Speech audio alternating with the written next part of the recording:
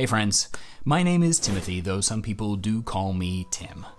I run this YouTube channel and 300 games of Dungeons & Dragons a year solo, and I am never burnt out by D&D.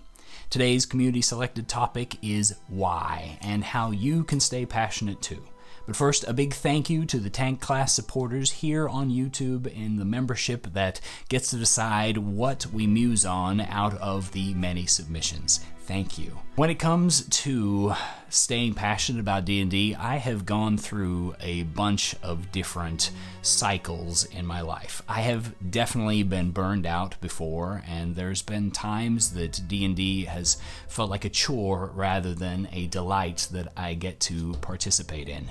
So I was a little bit concerned when I became a professional that I was going to lose the joy that D&D otherwise brings me.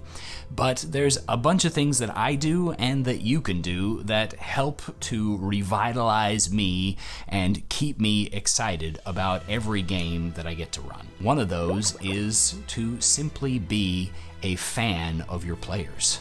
By being excited for your players, by your players, and about your players, you learn to just live in the joy of what is going on at your table.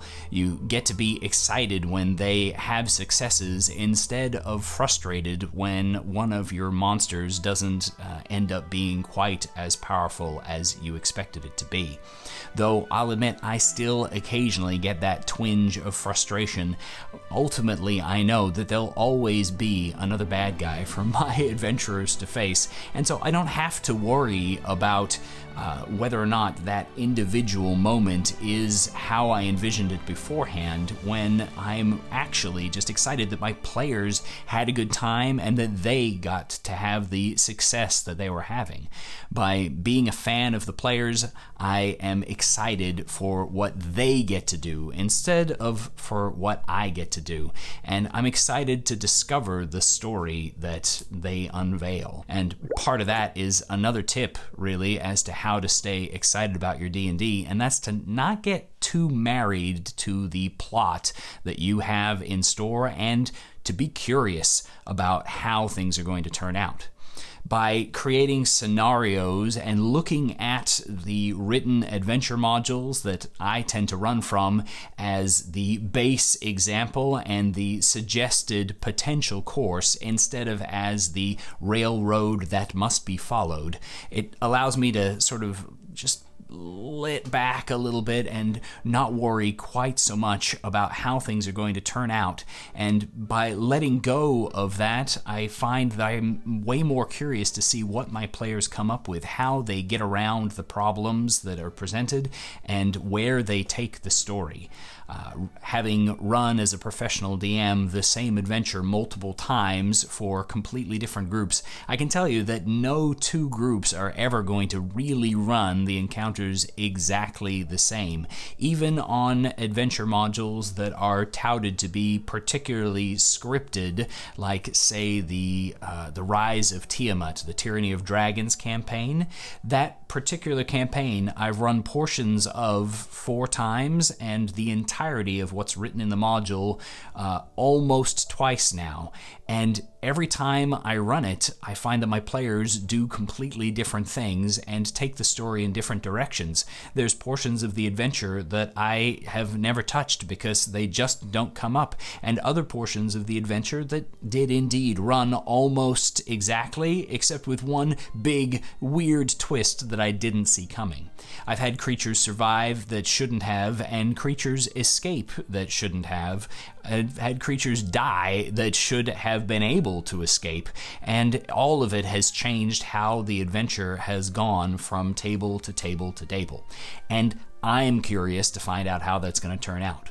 By developing that curiosity, I find that I am excited to get to the table a lot more than when I just think that I have in my head exactly what's going to happen, and then I'm left scrambling when things go in a different direction. One thing that can help you in both finding the means of being the most efficient in your prep and keeping yourself from burning out on all of the preparation that you have to do is setting a timer for prep for your specific game. If you budget out a certain amount of time for preparing for your game, and then you set a start and stop timer for when you're going to work on the game, not only do you tend to work more efficiently in that moment because the timer is ticking in the back of your mind, but you allow yourself the freedom of saying, this will be enough, and at the table I'll improvise whatever else I have to. This helps you to focus yourself on the kind of prep that you need to get done, which is maybe honestly a separate tip. The other tip there, that separate tip, is that you need to work out what you need prepped in order to make a game that is viable and enjoyable for you.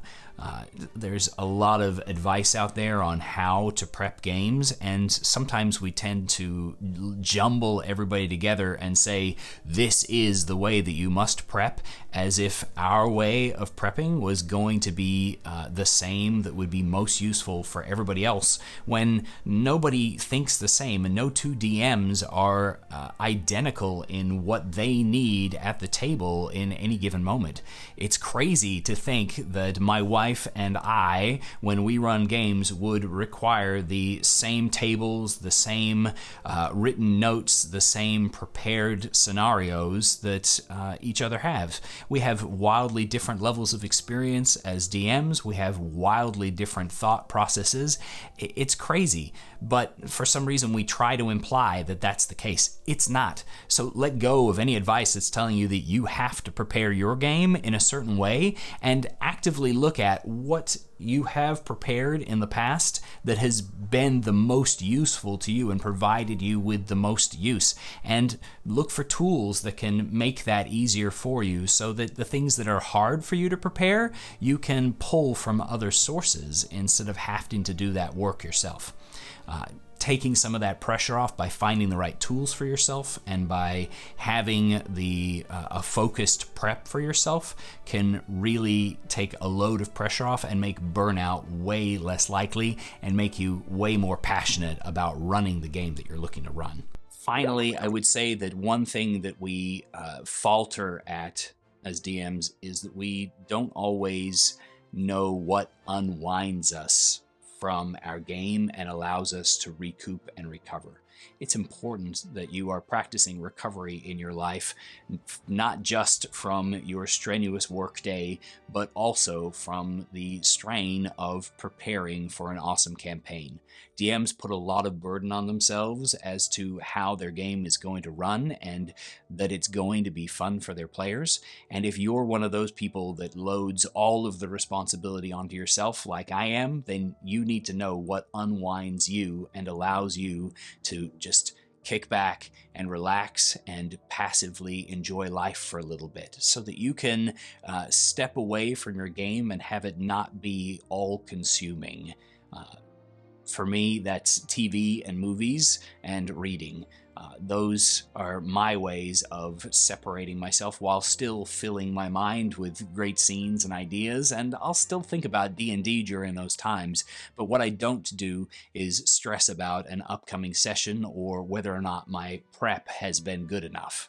And for you, that's probably going to be different. And if it is, that's okay. Find what helps you unwind and lean into that. If you have any kinds of questions you would like mused upon, or you have questions that you're just dying to get an answer to, don't be afraid to submit them as a Q&A query, and look forward to a video in the future that's going to answer your questions. Thanks so much for watching, and happy adventuring.